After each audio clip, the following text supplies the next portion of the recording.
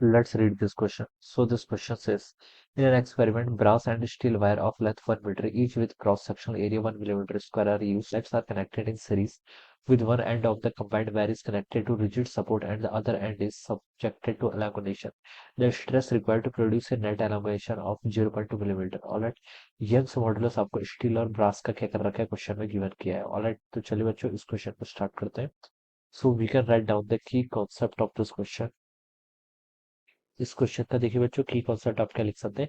आपको stress required to produce net elongation यहाँ पर बताना है. ठीक है, तो यंग्स मॉडुलस लिख लीजिए. देखिए क्या लिख लीजिए, Young's modulus. This will be the key concept of this question. ये क्या हो जाएगा आपका, इस क्वेश्चन का आपका की कॉन्सेप्ट हो जाएगा. ठीक है, Young's modulus will be the key concept of this question. तो बच्चों देखिए यंग्स मॉडुलस को हम डिफाइन कैसे करते हैं. यंग्स मॉडुलस देखिए आपका होता है स्ट्रेस बाय स्ट्रेन का जो रेशियो होता है, this is called over Young's modulus. क्या होता है आपका, स्ट्रेस बाय स्ट्रेन का रेशियो होता है. ठीक है, स्ट्रेस देखिए किसके इक्वल होगा, स्ट्रेस होगा आपका force per unit area divided by strain हो जाएगा डेल्टा एल बाई एल के इक्वल. तो उसका वैसे भी लिख सकते हैं, ये आपका F L divided by area into delta L. Alright, ये टर्म यहाँ पर से लिख सकते हैं. हमसे क्वेश्चन पूछा गया कि stress required to produce a net elongation of 0.2 millimetre. ठीक है, 0.2 मिलीमीटर का क्या आ रहा है आपका नेट एलोंगेशन आ रहा है. ठीक है, तो यानी कि हमें डेल्टा एल की वैल्यू गिवन कर रखी है. तो डेल्टा एल को देखिए हम यहाँ से क्या लिख सकते हैं, force divided by length, force into length divided by area into Young's modulus. Alright, ये फॉर्मूले का मैं क्या करूंगा यहाँ पर यूज करूंगा. ऑलराइट, तो अब देखिए बच्चों यहाँ पर से हम क्या लिख सकते हैं. हमें बोल रखा है कि brass and steel wire of length 1 metre. ठीक है, यहाँ पर आपकी दो वायर्स हैं, आर कनेक्टेड इन सीरीज. ये इस तरीके से सीरीज में कनेक्टेड है.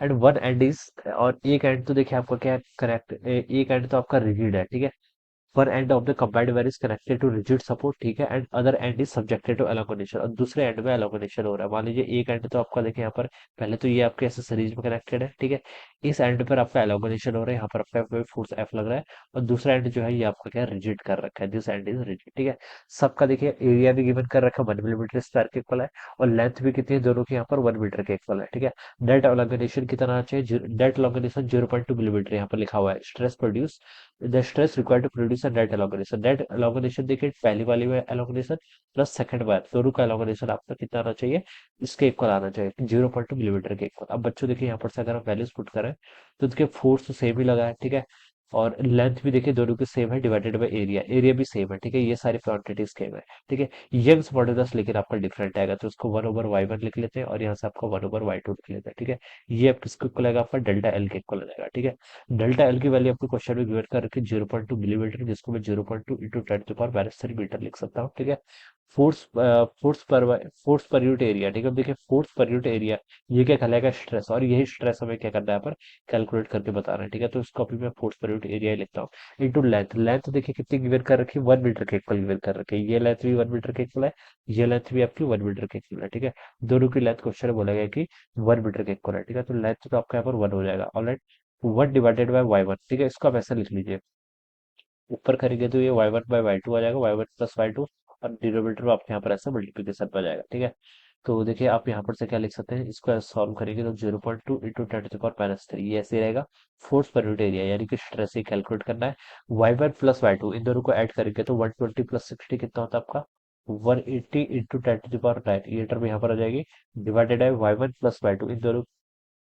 यस, इन दोनों का मल्टीप्लाई होगा डिनोमिनेटर में, तो 120 इंटू 60 करेंगे तो कितना होगा आपका 7200 के इक्वल होगा इंटू 10⁻10 प्लस 9 कितना होगा 18. ये टर्म यहाँ से दिया जाएगी. ऑलराइट, तो देखिए इसको सॉल्व करिए, जीरो से आपका जीरो कैंसिल हो जाएगा, 18 से इसको कैंसिल करेंगे तो आपका 40 टाइम्स हो जाएगा. ऑलराइट, और यहाँ से 10⁹ से कैंसिल करेंगे तो 10⁹ हो जाएगा. ऑलराइट, तो इसको आप ऐसे लिख लीजिए, देखिए 0.2 इंटू 10⁻³ ये तो ऐसे रहेगा, और 40 इंटू 10⁹ ये इस साइड आ जाएगा. It is equal to what, stress. ये आपका स्ट्रेस की वैल्यू आएगी. तो देखिए इसको सॉल्व कर लिए, 0.2 इंटू 40 करूंगा तो कितना आएगा आपका, ये आपका 8 के इक्वल आएगा, 8 इंटू 10⁶ के इक्वल आएगा. ठीक है, और क्या है ये force per unit area, stress है तो उसकी यूनिट क्या रही जाए, newton per metre square. So this must be the stress. ये क्या होगा आपका स्ट्रेस होगा. ठीक है, 8 इंटू 10⁶, तो ये देखिए आपका थर्ड ऑप्शन में गिवन किया हुआ है. So this will be the right answer of this question. Alright, so I hope you understood this concept. All the best and thank you so much.